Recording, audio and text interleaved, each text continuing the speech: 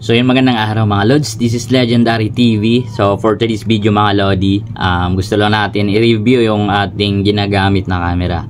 So January 15, 2022 yung unang review ko nito, or unang dating ng ating camera na OSEC S9R. So 2 years sobra na, no? 2 taon at kalahati na siguro ngayon yung ating OSEC S9R. So marami nagtataka kung bakit ganun kalinaw daw yung ating camera. So marami nagtatanong kung ano yung gamit nating camera. So ngayon mga Lodi, ito yung ginagamit ko pang vlog, yan, pang travel ko.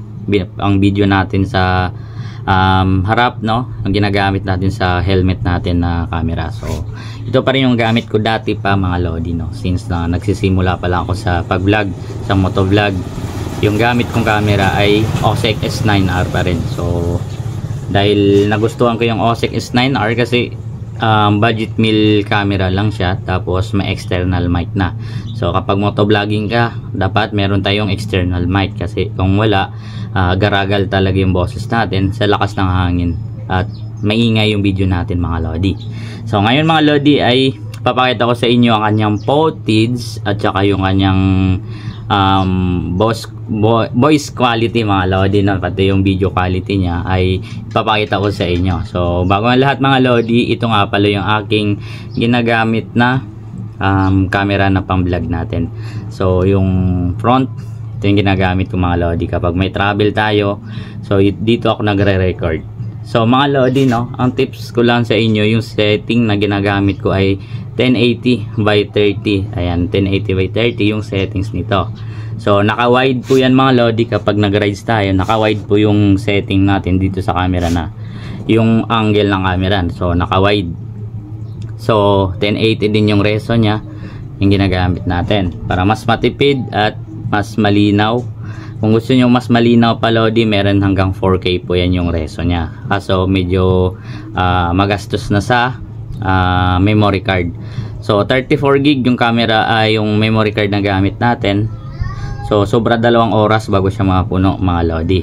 And then yung battery natin mga Lodi ay 1 oras at kalahati or 90 minutes ginagamit natin dito bago siya malobat, no? Ganun siya katagal. So ang ginagawa ko para mas maraming video na nakukuha, kinakat-cut ko lang mga Lodi. So hindi ako naka-straight na record para mas marami tayo makuha ang magagandang view. So yun, ano pa ba? So sa anong mga Lodi, no, yung kanyang itsura ay medyo luma na.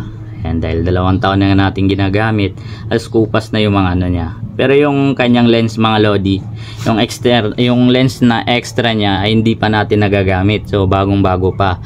So may tips ako dito, no, na napapansin. Itong camera na to mga Lodi, itong lens na to, ayan, ay naiikot yan. Naiikot po yan mga Lodi. Na-adjust yung linaw nito. So huli ko lang napansin mga Lodi, kaya pala na mas lumilinaw yung camera ko. Iniikot-ikot ko ito mga Lodi. So meron siyang malinaw dito sa ano, tapos blurred yung nasa likod mo. Pwede mo siyang gawin na ganun mga Lodi. Ikot mo lang to. Yan, kung gusto nyo blurred din yung nasa harap nyo, di nakikita yung sa harap, yung kayo lang yung nakikita, pwede po siyang gagawin dito. So ikot-ikot nyo lang to mga Lodi. Itong lens na to, naiikot po yan siya, yung lens na yan. So dito ko in-adjust yung linaw ng camera natin. So ngayon nakuha ko na yung pinakamalinaw na adjust nito mga Lodi. Hindi ko na siya ginagalaw kasi sayang yung adjust natin, kasi nakuha na natin yung tamang linaw ng lens na to. So yun lang mga Lodi. Ngayon papakita ko sa inyo yung kanyang voice quality at video quality mga Lodi. So sa video editing mga Lodi na ginagamit kong apps ay CapCut lang. So kung anong settings ng camera natin dito mga Lodi, yun din yung pag nag-save tayo ng video natin dun sa CapCut, same din dapat. So kung 1080 by 30, yun din po yung gagamitin natin para mas malinaw. Then gagamitin tayo ng medyo mataas na resolution kapag cellphone na yung gamit natin. Dapat yung mas mataas na reso din na cellphone yung gagamitin natin para yung output ng video natin ay malinaw mga Lodi, no? Kasi kung mababa lang yung reso ng cellphone natin mga Lodi, malabo po yung video na ilalabas ng ating memory card, galing sa memory card, no, kapag nag-save tayo. So mababa po talaga, malabo. So kaya ngayon mga lodi, malinaw din yung video natin kasi mataas yung reso ng cellphone ko na gamit.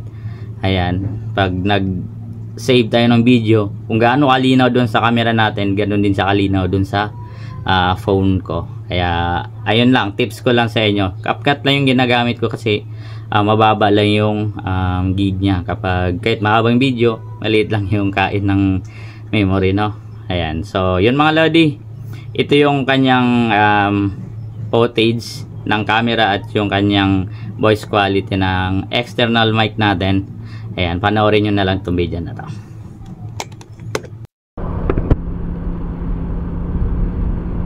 So yun mga lodi, so ito yung ating video quality. Ayan, ito yung gamit natin, naka 1080 by 30. So 1080 by 30. So yan lang mga lodi yung gamit nating resolution sa ating camera.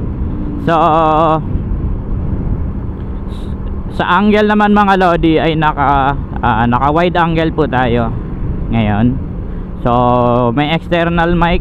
Ito yung external mic yung ginagamit natin ngayon mga lodi. So naka close visor po ako ngayon mga lodi. So naka close visor, so para maganda yung ikot ng boses natin dito sa loob ng helmet natin mga lodi. So yan po mga lodi, no. So voice quality natin, voice quality, ayan. So sound check. So hindi naman gaano kaganda yung boses natin mga lodi, pero yan po talaga yung ano natin, voice record nya. Then yung video quality nya mga lodi, yung linaw, ayan. So saktong linaw mga lodi, di ba? So yan po yung kanyang quality ng video.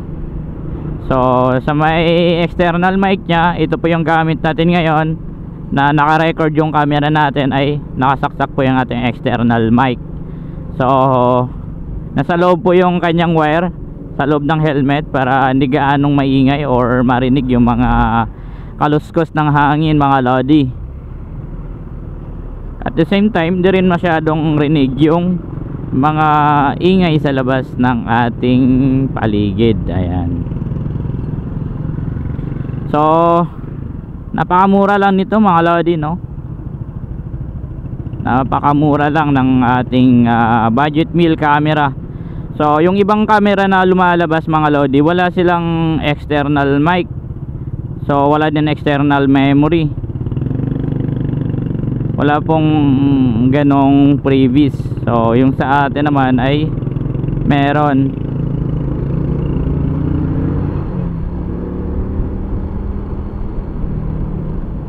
So nung nabili natin to mga lodi ay nung 2002 pa, nung January. So January 2022. So sobrang tagal na, 2 taon ko na tong ginagamit tong camera na to. So nagbabalak ako ng upgraded na camera, pero nasa OSEC din. Sa OSEC din po ako bibili ulit, doon kay Sir Alex. Ayan. So napaka solid ng camera nila mga lodi, no. Ayan, sobrang linaw. So nung pagbili ko nito mga lodi ng ating OSEC ay may free na lens, no. May kasama na siyang lens, extra battery, so chain mount. So bali kakabit na lang po natin yung ating camera dun sa helmet mga lodi. Grabing solid, no. So 5,000 plus ko lang to nabili yung ating camera. So plus shipping fee, siguro mga 6,000 din yung binayaran natin. So ang kagandahan dito mga lodi, meron na siya mga external mic kasama nung pagbili natin. Meron din external memory kasama. May extra battery na isa maliban doon sa nakakabit sa camera. So grabe, solid ng camera na to. Talagang bawing-bawi ka kapag may biyahe kasi sobrang tipid sa battery mga lodi. 90 minutes bago siya malolobat. Then sobra 2 hours bago ma-full yung memory card niya. Naka 34 gig lang naman ang kinabit natin yung sa free niya. Pero solid mga lodi. Kung ako sa inyo, nagsisimula ka pa lang sa motovlog, so bumili ka ng mga ganitong camera, yung budget meal camera, pero solid yung quality mga lodi. So yun lang mga lodi. Sa mga gustong bumili, ayan, comment nyo lang po sa ating video mga lods. Ayan, drive safe po sa inyo lahat. Ingat po.